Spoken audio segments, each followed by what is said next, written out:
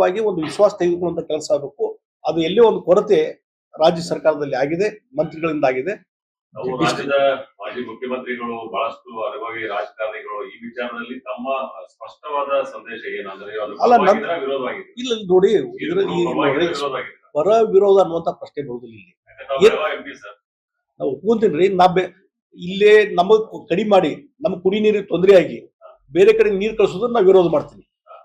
ಅದಕ್ಕೆ ಅದನ್ನ ಸ್ಪಷ್ಟೀಕರಣ, ನಿಮ್ಗೆ ಕೊರತೆ ಆಗಿದ್ದು ಇಲ್ಲ ಅನ್ನೋದು ಸ್ಪಷ್ಟೀಕರಣ ಯಾರು ಮಾಡ್ಬೇಕು? ಡಿಸ್ಟ್ರಿಕ್ಟ್ ಅಡ್ಮಿನಿಸ್ಟ್ರೇಷನ್ ಮಾಡ್ಬೇಕಲ್ಲ, ಆಮೇಲೆ ಜಿಲ್ಲೆಯಲ್ಲಿ ಇದ್ದಂತ ಮಂತ್ರಿಗಳು ಮಾಡ್ಬೇಕಲ್ಲ, ರಾಜ್ಯ ಸರ್ಕಾರ ಮಾಡ್ಬೇಕಲ್ಲ, ಅದಕ್ಕೆ ಸಂಬಂಧಪಟ್ಟಂತ ಇಲಾಖೆ ಸಚಿವರು ಮಾಡ್ಬೇಕಲ್ಲ. ಇನ್ನೂವರೆಗೆ ಯಾರು ಮಾತಾಡ್ಲಿಕ್ಕೆ ತಯಾರಿಲ್ಲ. ಅದಕ್ಕಾಗಿ ನಮಗೆ ನೀರಿನ ಕೊರತೆಯಾಗಿ ಬೇರೆ ಕಡೆ ಕಳಿಸುವಂತದ್ದು ಬೇಡ ಅಂತ ನಾವು ಸ್ಪಷ್ಟವಾಗಿ ಕರೆಕ್ಟ್. ಇಲ್ಲೇ ಜನಪ್ರತಿನಿಧಿ ಜಗದೀಶ್ ಶೆಟ್ಟರ್ ಒಬ್ಬರೇ ಇಲ್ಲ, ಬಹಳಷ್ಟು ಜನಪ್ರತಿನಿಧಿಗಳಿದ್ದಾರೆ. ಅದಕ್ಕೆ ನಾವು ಒಂದೇ ಒಂದು ನನ್ನ ಸ್ಪಷ್ಟ ನಿಲುವು ಅಂತಂದ್ರೆ, ನಮ್ಮ ಜನರಿಗೆ ಕೊರತೆಯಾಗಿ ಅದು ಇರಬಹುದು. ನೀವು ನೋಡ್ರಿ, ಇಲ್ಲಿ ಇಲೆಕ್ಟ್ ಮಾಡಿದ್ದಾರೆ. ಇವತ್ತು ಇಲ್ಲಿ ಹಿತಾಸಕ್ತಿ ಸಲುವಾಗಿ ನಾನು ಕಾಪಾಡ್ಲಿಕ್ಕೆ ಎಲ್ಲಾ ರೀತಿ ನಾನು ತಯಾರಿದ್ದೇನೆ. ಮತ್ತು ಆ ಹಿನ್ನೆಲೆಯಲ್ಲಿ ನಾ ಹಿಂದಿನ ಮೊದಲಕ್ಕೆ ಸ್ಟೇಟ್ಮೆಂಟ್ ಕೊಟ್ಟಿದ್ದೇನೆ. ಅದಕ್ಕೆ ಉಳಿದವ್ರದ್ದು ಸರ್ಕಾರ ನಡೆಸುವಂತವ್ರು ಯಾರಿದಾರಲ್ಲ, ದೇ ಹ್ಯಾವ್ ಟು ಆನ್ಸರ್.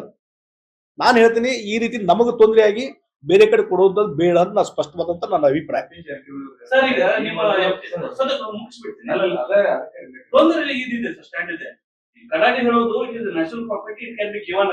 ಅದಕ್ಕೆ ನಾ ಬೇರೆಯವ್ರಿಗೆ ನೋಡಿ, ನೀವು ಅದು ಇಂಟರ್ಪ್ರಿಟೇಷನ್ ಮಾಡಪ್ಪ. ನನ್ನ ನಿಲುವು ಇದೆ, ನಂದು ಸ್ಪಷ್ಟ ನಿಲುವು ಇದೆ. ನೋಡ್ರಿ, ನಮಗೆ ತೊಂದರೆ ಆಗಿ ನೀರು ಕೊಡೋದ್ರ ವಿರೋಧ ಮಾಡ್ತೀವಿ ನಾವು. ಅಲ್ಲ, ಅದಕ್ಕೆ ನಿಮಗೆ ತೊಂದರೆ ಆಗಿದೆ ಅಂತ ಹೇಳೋದು ಯಾರು? ಮಿನಿಸ್ಟರ್ ಹೇಳ್ಬೇಕಲ್ಲ, ಸಂಬಂಧಪಟ್ಟಂತ ಇಲಾಖೆಯವರು ಹೇಳ್ಬೇಕಲ್ಲ, ಡಿಸ್ಟ್ರಿಕ್ಟ್ ಅಡ್ಮಿನಿಸ್ಟ್ರೇಷನ್ ಹೇಳ್ಬೇಕಲ್ಲ.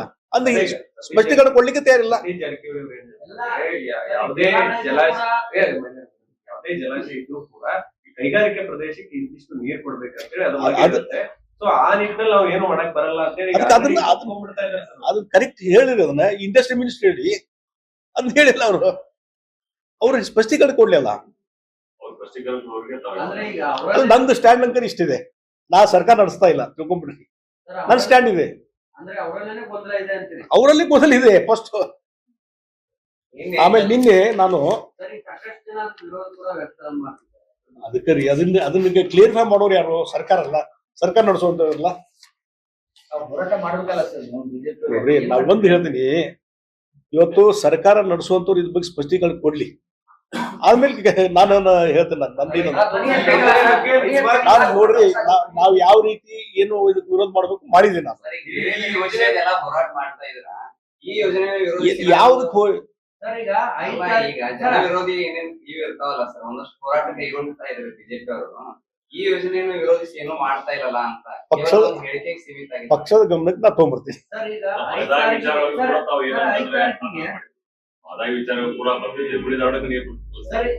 ನೋಡ್ರಿ, ಮಾದಾಯಿ ಹೇಳುದಾದ್ರೆ ಅದು ಡೈವರ್ಷನ್ ಆಗ್ತಂದ್ರೆ ಮಲಪ್ರಭಾಗ ಹೆಚ್ಚುವರಿ ನೀರು ಇರ್ತದೆ.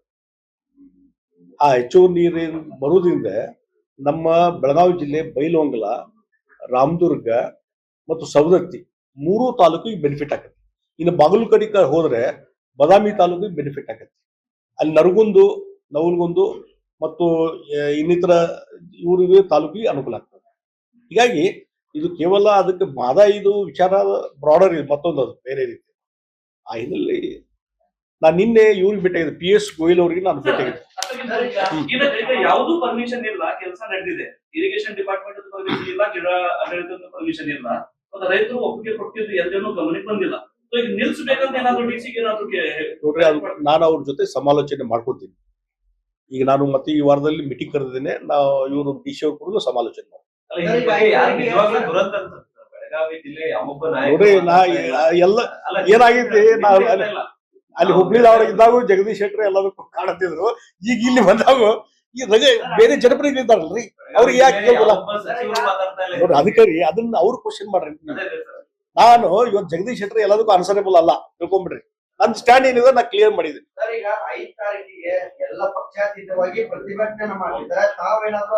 ನೋಡ್ರಿ, ನಾವ್ ಒಂದ್ ಹೇಳ್ತೀನಿ, ಇದ್ರ ಬಗ್ಗೆ ಸರ್ಕಾರ ಸ್ಪಷ್ಟೀಕರಣ ಮಾಡ್ಲಿ ಫಸ್ಟ್.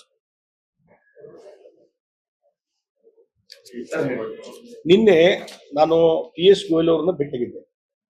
ಒಂದು ಅವರಿಗೆ establishment of cold storage packaging facility for fruits and vegetables APEDA ಅನ್ನುವಂಥ ಸಂಸ್ಥೆಯನ್ನ ಇಂಡಸ್ಟ್ರಿ ಮತ್ತು ಕಾಮರ್ಸ್ ಡಿಪಾರ್ಟ್ಮೆಂಟ್ ಸ್ಥಾಪನೆ ಮಾಡಬೇಕು ಅನ್ನುವಂಥದ್ದು.